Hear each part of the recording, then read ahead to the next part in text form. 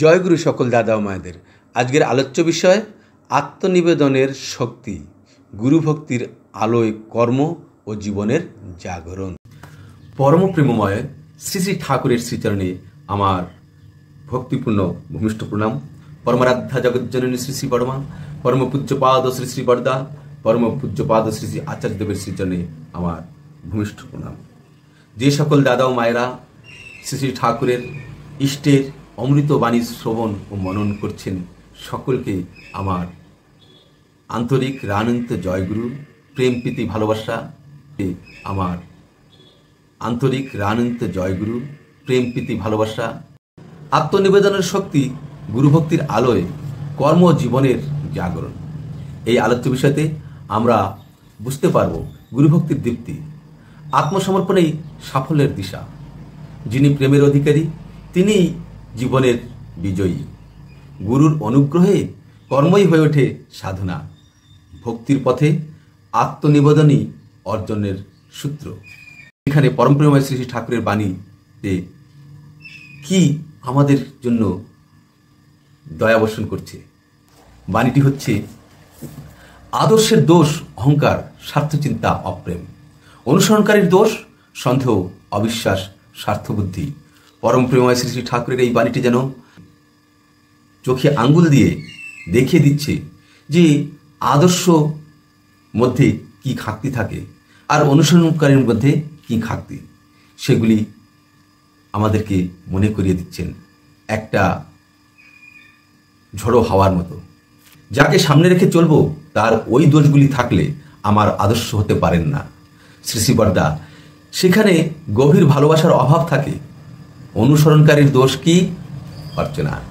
সন্দেহ, অবিশ্বাস। শ্রী শ্রী বরদা, সন্দেহ মানে কি? এটা ঠিক না বেঠিক, এই দ্বন্দ্ব। জনেক দাদা, যে ভাব বিরুদ্ধ ভাব দ্বারা আহত বা অভিভূত না হয় তাই বিশ্বাস। শ্রী শ্রী বরদা, সন্দেহ দ্বারা অভিভূত না হলেই বিশ্বাস। অপ্রেমটা কি? ধরো আমি 1 টাকা দিয়ে প্রণাম করলাম, তুমি কিছু না দিয়ে প্রণাম করলে। স্বার্থবুদ্ধিতে প্রেমের স্থান নেই। প্রেমের ভান আছে। বাঁকুড়া থেকে একবার কয়েকজন অদীক্ষিত মানুষ এসেছেন সারা রাত্রি না খেয়ে, কারণ তার টিফিন ক্যারিয়ার ফেলে এসেছেন। ঠাকুরের তখন শরীর ভালো নয়।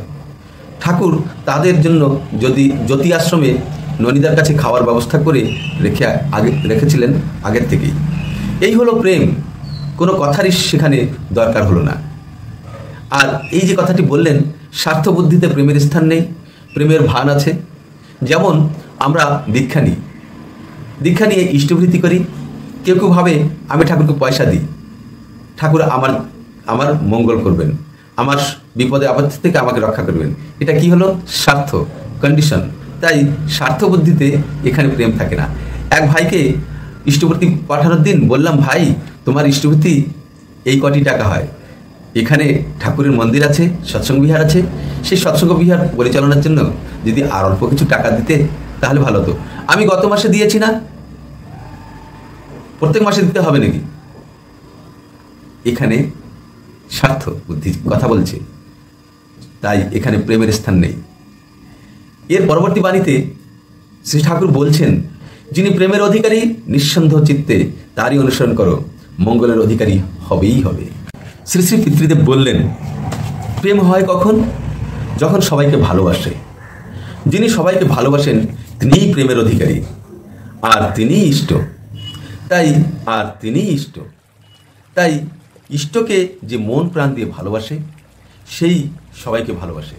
ঠাকুর বলছেন তার অনুসরণ করো, তাতে কি হবে? মঙ্গলের অধিকারী হবে। কি হবে? অনুসরণকারী। যে অনুসরণ করছে, এখানে আমি কার অনুসরণ করব? যিনি প্রেমের অধিকারী, তার অনুসন্ধান চলছে। আবার শ্রী শ্রী ঠাকুর ভাববাণীতে বলেছেন যে গুরু যেমনই হোক না কেন, তাকে যদি বিশ্বাস করতে পারিস, অন্তরে অন্তরে বিশ্বাস করতে পারিস, তাহলে সবই হয়। সে গরু, ছাগল, ভেড়া, পাথর যাই হোক না কেন, যখনই তাকে গুরুই ভগবানের সাকার মূর্তি, গুরুকে ভগবান মনে করতে পারবি, তখনই ভগবান সেই পাথরের মধ্যে এসে ঢুকে পড়বে। তাহলে কি চাই? বিশ্বাস, অন্তরে গভীর বিশ্বাস চাই। তাই এই বিশ্বাস নিয়ে একটি সন্ধ্যার আলোয় আশ্রমের আঙ্গিনা ভরে উঠেছে প্রার্থনার সুরে। অরুণ বসে আছে এক কোণে, মুখে চিন্তার ছায়া। আমি এতদিন ধরে গুরুজির পথ অনুসরণ করছি, তবু কেন মনে সন্দেহ জাগে? কেন মনে হয় আমি কিছুই বুঝতে পারছি না?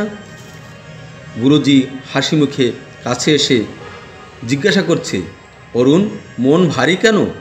অরুণ বলছে, গুরুজি, আমি চেষ্টা করি, কিন্তু মাঝে মাঝে মনে হয় সবই বৃথা।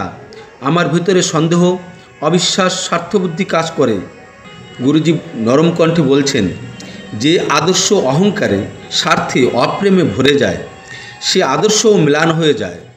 আর যে অনুসারী ভক্ত সন্দেহে, অবিশ্বাসে, স্বার্থে জড়িয়ে পড়ে, সে কখনো শান্তি পায় না। যিনি প্রেমের অধিকারী, তার প্রতি নিঃসন্দেহ চিত্তে আত্মনিবেদন করো, বিশ্বাসী তোমার মঙ্গল আনবে। অরুণ কয়েকদিন পর এক প্রভাতের আলোতে অনুভব করছে যে সে আজ শান্ত, তার চোখে নতুন আলো। সে বুঝেছে বিশ্বাস মানে অন্ধতা নয়, বরং প্রেমের গভীর উপলব্ধি। অরুণ মৃদু মৃদু হাসি নিয়ে গুরুজিকে বলছেন, গুরুজি, আজ বুঝেছি সন্দেহ নয়, প্রেমই পথ দেখায়। গুরুজি আশীর্বাদ দিয়ে বললেন, তাহলেই তুমি মঙ্গলের অধিকারী হবে অরুণ। যেই হৃদয়ে প্রেম আছে, সেখানে সন্দেহের স্থান নাই। আর যে বিশ্বাসে ভর করে চলে, তার জীবনী হয়ে ওঠে আলোকিত। আদর্শের দোষ মূঢ় অহংকার, স্বার্থচিন্তা, অপ্রেম। অনুসরণকারীর দোষ সন্দেহ, অবিশ্বাস, স্বার্থবুদ্ধি। তাহলে আমরা বুঝতে পারলাম শ্রী শ্রী ঠাকুরের যে বাণীটি, সেটা সুস্পষ্ট হয়ে গেল। এবার আদর্শের দোষ কি বললেন? মূঢ় অহংকার। এই মূঢ় অহংকার অর্থাৎ নিজের নৈতিক বা আধ্যাত্মিক উচ্চতা নিয়ে অহংকার করা। আর স্বার্থচিন্তা কাকে বললেন? স্বার্থচিন্তার অর্থ কি? আদর্শ হওয়া সত্ত্বেও ব্যক্তিগত স্বার্থকে প্রাধান্য দেওয়া। তাই ঠাকুর বলেছেন, মুক্ত স্বার্থ হয়ে আদর্শে দৌড় দেখলে তার অনুসরণ করো না। অপ্রেমটা কি? মুক্ত স্বার্থ হয়ে আদর্শে দৌড় দেখলে তার অনুসরণ করো না। অপ্রেমটা কি? সত্যিকারের ভালোবাসা, করুণার অভাব যেখানে, তাকে বলে অপ্রেম। এবার আসি যে অনুসরণকারীদের দোষটা কি, মুখ্যভাবে টিপ্পণী করি। সন্দেহ অর্থাৎ আদর্শ বা গুরুর প্রতি বিশ্বাস না করা থাকা। অবিশ্বাসটা কি? পূর্ণরূপে ভক্তি বা আস্থা না রাখা। স্বার্থবুদ্ধি কি? আদর্শ অনুসরণের মধ্যে ব্যক্তিগত স্বার্থ বা সুবিধা খোঁজা। তাহলে এই যে পরমপ্রেমায় শ্রী ঠাকুরের যে বাণীটি পাঠ করলাম, তার সারাংশ হিসাবে আমরা এখানে কি নিতে পারি? ঠাকুর কি বলতে চাইছেন? যে আদর্শ ও অনুসরণকারী উভয়েরই ভুল ভ্রান্তি, স্বার্থপরতা, অহংকার এবং বিশ্বাসীনতা। আদর্শ যতই নিখুঁত হোক না কেন, যদি তার মধ্যে অহংকার বা স্বার্থ থাকে, তা আদর্শকে দুর্বল করে। আর অনুসরণকারী স্বার্থপরতা, মনে করুন নদী হচ্ছে আদর্শ, যতই বিশুদ্ধ হোক, যদি সে নিজের পথ হারায় বা কাদা অবশিষ্ট ধরে রাখে, তাহলে জাহাজ অর্থাৎ অনুসরণকারী যে বিশ্বাসে চলবে, তাতেও বাধা আসবে। অর্থাৎ আদর্শ যদি অহংকারে ভরা হয় বা ভালোবাসা না রাখে, অনুসরণকারী সন্দেহী বা স্বার্থপর হয়ে সত্যিকারের সাফল্য আসে না। যেমন শ্রী শ্রী ঠাকুর যে ভক্তরা আসছেন তা জেনে তিনি আগের থেকেই গিয়ে জ্যোতি আশ্রমে ননিতার কাছে সব ব্যবস্থা করে রেখে এসেছেন খাওয়া দাওয়া থাকার জন্য, কারণ তাদের কাছে খাবার ছিল না। তাই কিছু বলতে হলো না, তিনি আগের থেকে জেনেই সে সমস্ত কিছু বন্দোবস্ত করে রাখলেন। তিনি হচ্ছেন শ্রী শ্রী ঠাকুর অনুকূলচন্দ্র। আরেকটি উদাহরণ দিই, বাতি ও অন্ধকারের। বাতি কেমন? আদর্শ হলো বাতি, যা নাকি আলোকিত করে। যদি বাতি ধোঁয়া ছাড়ে বা অন্ধকারকে দূর করার আগ্রহ না রাখে, আলো নির্দিষ্ট স্থানে পৌঁছায় না। অনুসরণকারী যদি নিজের পথে বিশ্বাস না রাখে, বাতির আলো দেখেও অন্ধকারে বিভ্রান্ত হয়। তাহলে আমাদের কি চাই? নিশ্চল আদর্শ ও বিশ্বাসী অনুসরণ। আমার চাই কি? নিশ্চল আদর্শ চাই আর বিশ্বাসী হতে হবে। তাই একটি ফলের গাছ জন্ম নেয় কেবল তখনই যখন বীজ অর্থাৎ আদর্শ পুষ্ট, বীজ পুষ্ট এবং সঠিক মাটিতে থাকে। যদি বীজের মধ্যে অহংকার বা স্বার্থ থাকে তা ভালো ফল দেয় না। আর অনুসরণকারী যদি মাটি উর্বর না হয় বা বিশ্বাসে অভাব থাকে, যদি বীজের মধ্যে, তাই কি করতে হবে? যে মন প্রাণ দিয়ে ভালোবাসে সে সবাইকে ভালোবাসে। কে মন প্রাণ দিয়ে ভালোবাসে? একমাত্র ঠাকুরই ইষ্ট ভগবান, যিনি, যার সৃষ্টি এই সব কিছু, তার মতো করে আর কেউ ভালোবাসতে পারেন না, মন প্রাণ দিয়ে ভালোবাসতে পারে না। তাই সবাইকে ভালোবাসে, আর তাকে ভালোবাসলে, তার উপর বিশ্বাসের সঙ্গে, তাহলে জীবনে মঙ্গল হবে। তো এই পরম প্রেমময় শ্রী ঠাকুরের এই অমৃত নির্ঝর বাণী আমাদেরকে একটা শান্ত প্রলয় প্রদান করে যাচ্ছে, তার ছত্র ছায়াতে আমরা নিজেদের জীবনেকে সুরক্ষিত মনে করতে পারি এবং তার প্রতি বিশ্বাস, ভরসা, কোনো প্রকার স্বার্থবুদ্ধি না রেখে এগিয়ে চললে আমরা জীবনে মঙ্গলের অধিকারী হব। তাই যিনি প্রেমের অধিকারী, নিঃসন্দেহ চিত্তে তারই অনুসরণ করো, মঙ্গলের অধিকারী হবে। এটি বলে এখানে চিত্তে তারই অনুসরণ করো, মঙ্গলের অধিকারী হবে। এটি বলে এখানে বিরাম দিচ্ছি।